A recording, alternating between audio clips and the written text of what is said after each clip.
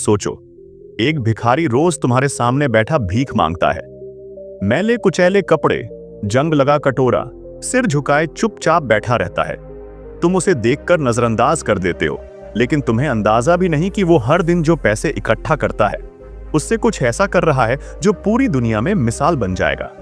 एक दिन जब उसकी सच्चाई सामने आई तो पूरा शहर हिल गया। आखिर कौन था वो, और क्यों उसने अपनी पूरी जिंदगी भीख मांगने में लगा दी? तो आखिर सच क्या था? आइए जानते हैं इस भिखारी की अनसुनी कहानी। शहर के सबसे व्यस्त चौराहे पर एक पुराने मंदिर के बाहर फकीरा नाम का एक भिखारी हर सुबह अपनी जगह पर आकर बैठ जाता था। मैले कुचैले कपड़े, बढ़ी हुई दाढ़ी, बिखरे बाल और हाथ में एक जंग लगा कटोरा। लोग उसे बस एक आम भिखारी समझकर नजरअंदाज कर देते थे। कुछ सिक्के डाल देते, कुछ हिकारत से देखते तो कुछ तंज कसते। अरे, जब काम करने की उम्र है तो भीख क्यों मांगता है? लेकिन फकीरा चुप रहता। उसने कभी किसी से कुछ नहीं मांगा। वो बस सिर झुकाए बैठा रहता, और जब उसका कटोरा सिक्कों से भर जाता तो उठता और शहर की तंग गलियों में कहीं गायब हो जाता। शहर के लोगों को उसकी इस हरकत से कोई फर्क नहीं पड़ता था, लेकिन रघु, जो एक 12 साल का गरीब लड़का था, उसे यह सब अजीब लगा। रघु खुद स्कूल नहीं जा पाता था, इसलिए कचरे में से काम की चीजें इकट्ठा कर बेचता था। एक दिन जब फकीरा सिक्के लेकर उठा तो रघु ने चुपचाप उसका पीछा किया। फकीरा संकरी गलियों से होकर एक पुराने जर्जर मकान में पहुंचा। रघु ने खिड़की से झांककर अंदर देखा और उसकी आंखें फटी की फटी रह गईं। अंदर करीब 60 से 70 बच्चे पढ़ाई कर रहे थे। उनके कपड़े फटे पुराने थे, लेकिन उनके चेहरे पर खुशी थी। उनके पास किताबें, स्लेट और कुछ लकड़ी की कुर्सियां और टेबल रखी थीं। फकीरा अंदर गया और अपने कपड़े से सिक्के निकालकर एक बूढ़ी औरत को दे दिए। बूढ़ी औरत ने आशीर्वाद देते हुए कहा, भगवान तुम्हारा भला करे फकीरा, तुम्हारी वजह से ये बच्चे पढ़ पा रहे हैं। फकीरा मुस्कुराया और बोला, बस इन्हें पढ़ाते रहो अम्मा, यही मेरे लिए सबसे बड़ा आशीर्वाद है। रघु ये सब देखकर हैरान था। तो ये आदमी भिखारी नहीं है, ये तो अनाथ बच्चों की जिंदगी संवार रहा है। अगले दिन रघु ने हिम्मत करके फकीरा से पूछा, तुम कौन हो और ये सब क्यों कर रहे हो? फकीरा पहले तो चुप रहा, फिर एक लंबी सांस लेकर बोला, मेरा असली नाम रणवीर सिंह है। कभी मैं इस शहर का सबसे बड़ा व्यापारी था।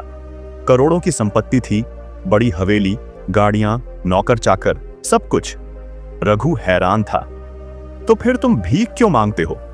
रणवीर की आंखें नम हो गईं। एक दिन मेरे लालच और घमंड ने मेरी दुनिया छीन ली। रणवीर ने बताया कि कुछ साल पहले उसने शहर के एक अनाथालय की जमीन जबरदस्ती हड़प कर वहां एक फैक्ट्री बनाई थी। लेकिन उसी रात फैक्ट्री में आग लग गई और दर्जनों अनाथ बच्चे जलकर मर गए। रणवीर ने खूब पैसे कमाए, लेकिन उसकी आत्मा उसे चैन नहीं लेने देती थी। जब भी वो आईने में अपना चेहरा देखता, उसे उन बच्चों की चीखें सुनाई देती। मेरे लालच की वजह से मासूमों की जान गई। एक दिन उसने सब कुछ छोड़ दिया, अपनी करोड़ों की दौलत त्याग दी और ये रास्ता चुना। अब वो भीख मांगकर उन बच्चों की मदद करता जिनके पास कोई सहारा नहीं था। एक दिन शहर में बाढ़ आ गई, कई घर तबाह हो गए और फकीरा के स्कूल में पानी भर गया। रणवीर ने अपनी जान की परवाह किए बिना बच्चों को वहां से निकाला, लेकिन खुद तेज बहाव में बह गया। जब लोगों को यह खबर लगी तो पूरा शहर अस्पताल पहुंच गया। अखबारों में छपा, करोड़पति से भिखारी बने रणवीर सिंह, जिसने अनगिनत अनाथों को शिक्षा दी। लोग हैरान थे। जिसे वो एक मामूली भिखारी समझते थे, वो असल में सबसे बड़ा दानवीर था। रणवीर की हालत गंभीर थी।